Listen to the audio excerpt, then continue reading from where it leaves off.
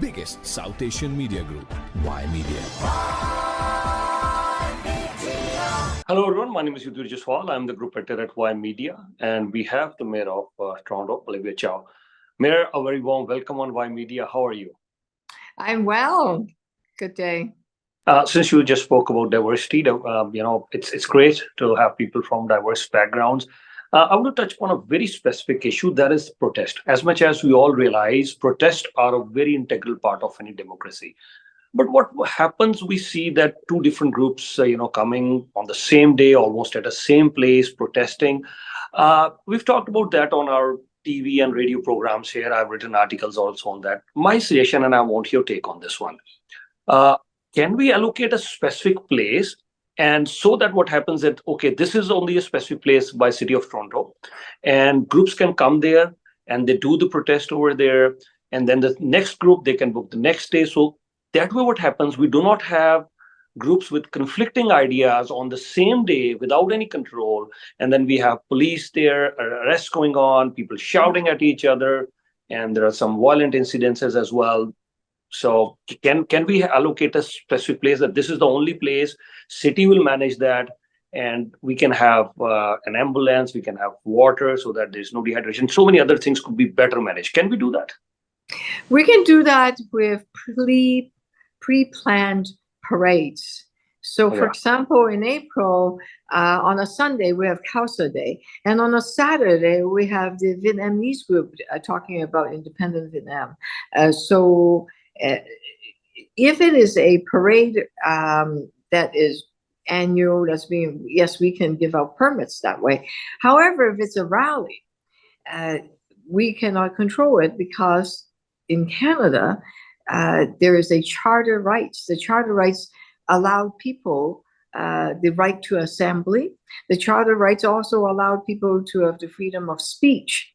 So if you and a group of friends want to be in front of wherever you want to be, as long as you're not blocking traffic, you're not causing harm, then and not doing hate speeches, then you have the right to express your opinion.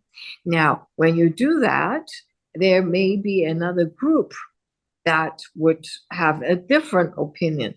And what the police officer does very well and do their best is to make sure the two groups are not in a physical conflict, and that they are there to keep order and keep peace. But we cannot tell them not to be there because the people themselves have the freedom of speech and the freedom to assemble.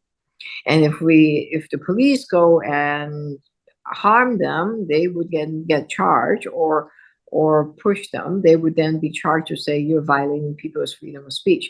Now, this is assuming everything is peaceful. The minute that it isn't, then the police will absolutely intervene and restore order. Yeah, I mean, you're right, but we have charter rights, and I already said that the premise is protests are an integral part of any democracy, even with or without the Charter of Rights. Right. They are. Yeah, but the question is that if we allow people with conflicting views on the same day, I mean, the mayor of Vaughan comes up and he says, no protest around hospitals, in school zones. The federal government restricts in hospitals.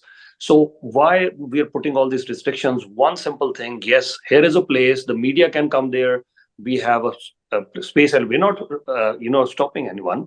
But at the end of the day, rather than coming up with laws, nothing around hospitals, nothing around school zones. Mayor of Vaughan said that, our prime minister is coming up with new laws. So just once and for all, this is a place. Please book this place. You can do protest every day. We're not stopping you. But today, if this group has booked, tomorrow the next group will come, and it will be a much organized way, much safer way, not only organized, much safer way. And every day you can come. We have no issues with that. Yeah, I think there are some places that where it's place of worship, schools, hospitals. I remember during the vaccine, during the COVID times, it was very important that none of the hospitals are blocked.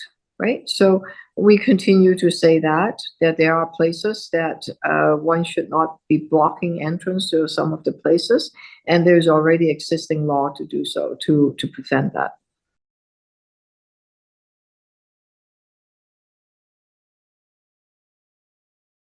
The biggest South Asian media group, Ymedia.